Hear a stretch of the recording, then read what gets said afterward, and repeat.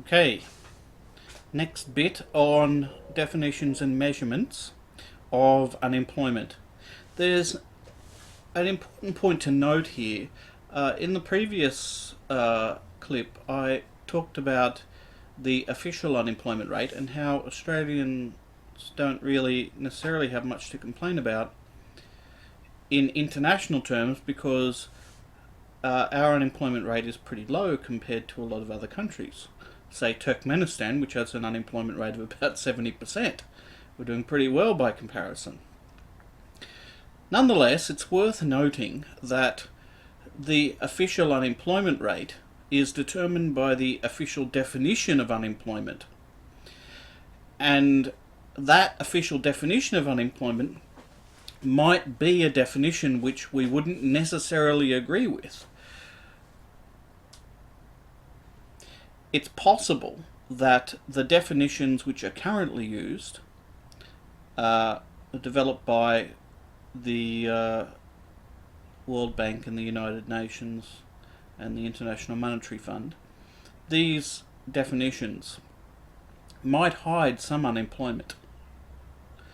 So can we think of a situation where there are people who are not counted as unemployed according to the official statistics, but we would want to count as unemployed? And if we did count them as unemployed, what would the unemployment rate be like? So let's look at our statistics for Australia from 2011, and we can see that our civilian population over the age of 15, the working age population, 17.9 million people. 12.4 million people are in the labour force, either officially employed or officially unemployed. And then we've got roughly 5.9 million people who are not in the labour force at all. So let's dig down into that group and see what we've got. Well, we've got 4.2 million of them are not willing to work. So I think we can be pretty unambiguous.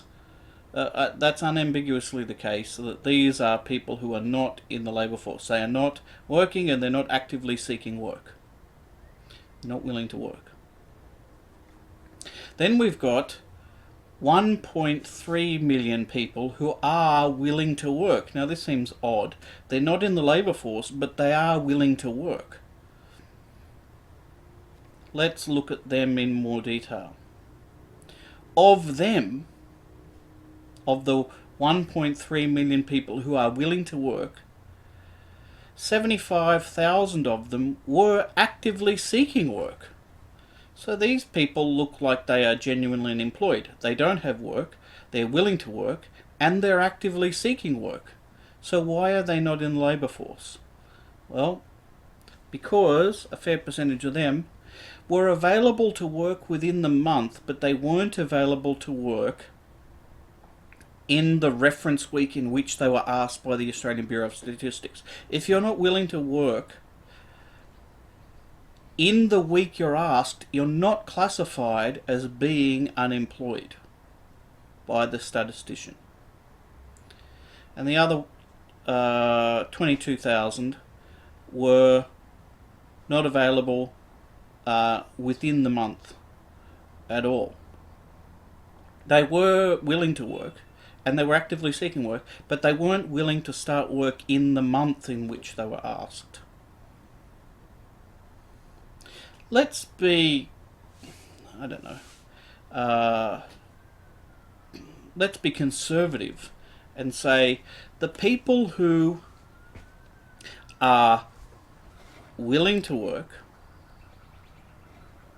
they're actively seeking work, and they are available to start work within the month, I'm going to call those people unemployed. So that's 53,200 people who really should be classified, according to me, should be classified as unemployed. So let's whack them in the stats. Now if we do that, our unemployment rate from 2011, which was a very low unemployment rate, that unemployment rate goes from 4.9 to 5.3%. So the unemployment rate jumps up a bit. Now, of the willing to work, we see there's the people who are actively seeking. Then there's people who are not actively seeking, and this is a huge number. So it's 1.2 million people who state that they're willing to work, but they're not actively seeking work. Now, this seems like an odd category. And of them, the people who are willing to work but they're not actively seeking said they were available within the month. That's 850,000 people. They were willing to work, they wanted to work, but they weren't seeking it. And they were able to start within the month. And then there's the 366,000 who were not available to start within the month. Now, let's take that last category there. These are people who are willing to work, they're not actively seeking, but they're able to start work within the month. 851,000 people. Now, why might they be in that category? Well, one, they're not actively seeking work at all. And they're not available to start work within the reference week. Now, not being able to start within the reference week, I think that's a pretty lame kind of reason for chucking people out of the unemployment statistics, so I'm going to ignore that. Now, but they're not actively seeking work, so why might that be the case? If they're not actively seeking work, but they're willing to work and they're available to work, then some economists classify that as being discouraged, or there being some barrier in place through no fault of the person's own that's preventing them from believing that they would be able to get work. If they don't believe that they have a chance of getting work, then it wouldn't be rational for them to actively seek it. If you don't believe that you would be able to climb Mount Kilimanjaro, then it would be irrational to attempt to do so. So it's possible that these are discouraged workers, or workers who have some kind of disability, or workers who believe that they are discriminated against systematically.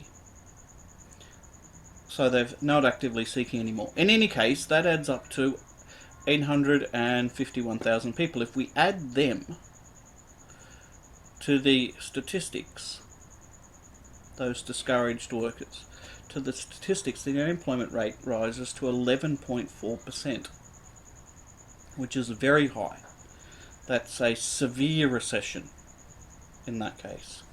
So simply by adding people into the statistics who are excluded by particularly narrow definitions of unemployed, the unemployment rate goes from an extremely low and satisfactory 5% to a recession level of unemployment of 11.5%. So we have to be very careful when we hear statistics about unemployment. We have to wonder, okay, what lies behind that? What are the definitions at work? Who's being excluded and why?